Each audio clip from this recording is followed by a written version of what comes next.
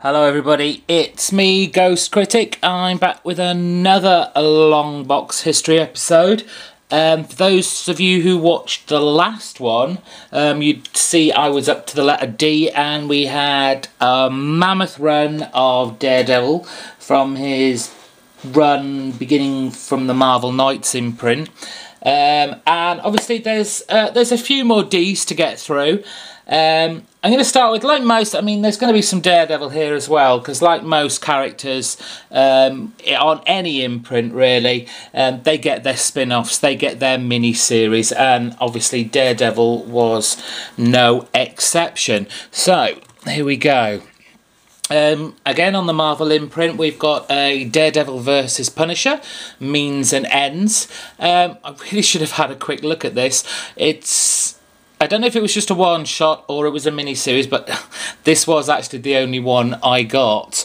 Daredevil and Punisher have got a long history between the two of them.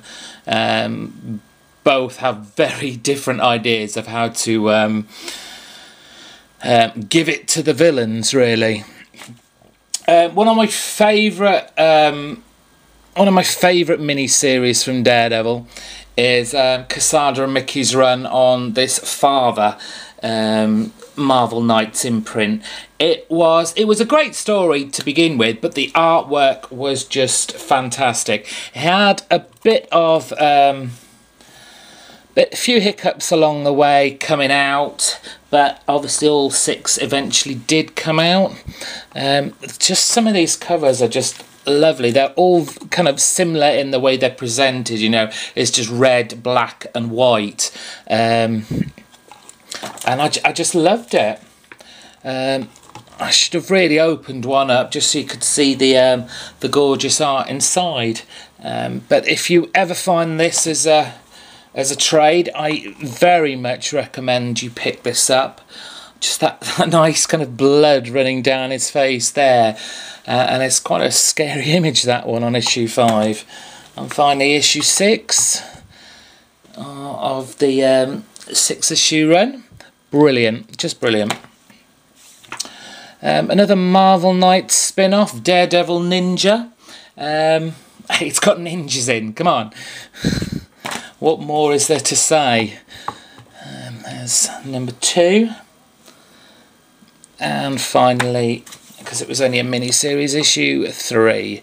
Some nice artwork there from Haynes, and the covers were very nice as well. Kind of cartoony almost. Marvel Knights at one point brought out their Marvel Knights 2099 range, and Daredevil had its own little one-shot there. Daredevil Redemption, another mini-series of 6.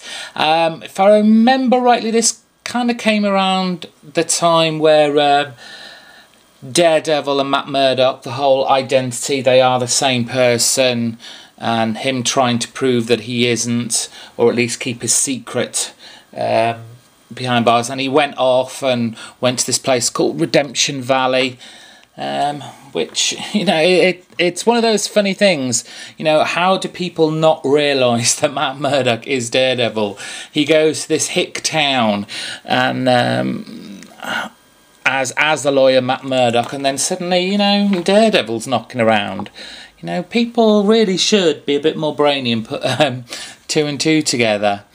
It was an interesting storyline, very different art from Gaidos than we would normally be used to for a Daredevil title, but it was still a great series. There we go.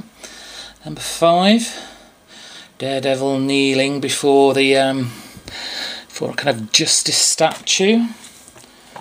And finally, in issue 6, Daredevil Redemption.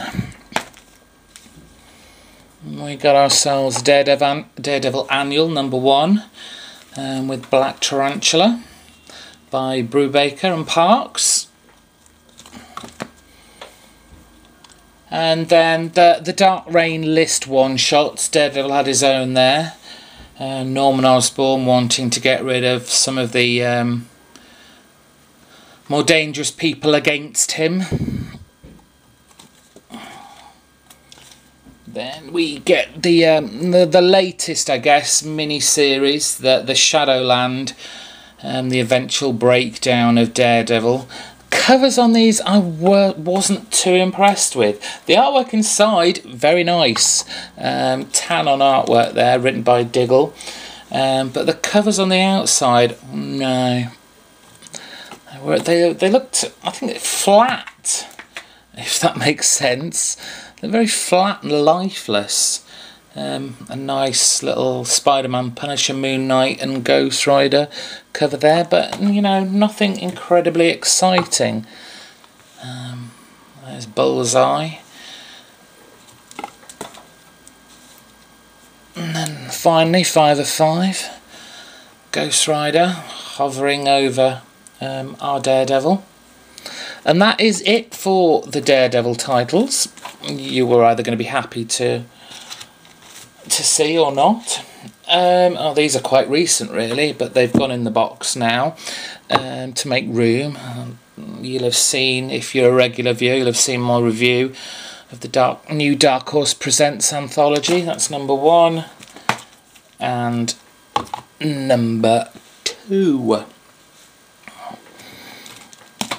And finally in the D's, let's see how many, yes it was, 12 issue maxi series from AIT Planet La, an independent comic written by Brian Wood, who you probably know better from his DMZ ongoing title, coupled up with co-collaborator Becky Cloonan. And this was just such a fantastic maxi series. They're one-shot stories. The very last issue came back to a couple of the characters from a previous episode, but they were all inch-the stories. And basically, you could say if this was in the Marvel universe, then you would basically call these characters mutants. They all have a certain kind of mutant superpower, but they're just ordinary people. They're just trying to live their days, you know, step by step, hour by hour, and how they have to deal with these powers and either keep them, you know, away from everyone so no one ever finds out, or, you know, the decisions that they have to make for the use of these powers. It was a black and white series, but you know, that's nothing wrong with that. The artwork by Becky, it's just some very nice stuff in there. Some of it sometimes slightly verging on the kind of manga-esque, if I remember rightly. It covers most of these are very nice. Number 6, What You Wish For. I believe they did do a second series of demo, but I don't know why, but I missed out on it. Number 8, Mixtape, one of my favourite issues of the series. Number 9, Breaking Up. Number 10,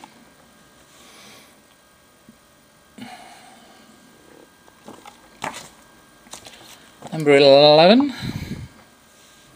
Midnight to 6, and finally number 12, Mon dernier jour avec toi. And that is it for D's. Next time, we'll be on to, what is it? Yeah, it'll be the E's. Thanks everyone for watching. I hope you're enjoying these. I'm having a great time looking back at all my old issues, hidden away in boxes that I don't often get to see. So I hope you're having as much fun as I am. Until next time, this is me, Ghost Critic.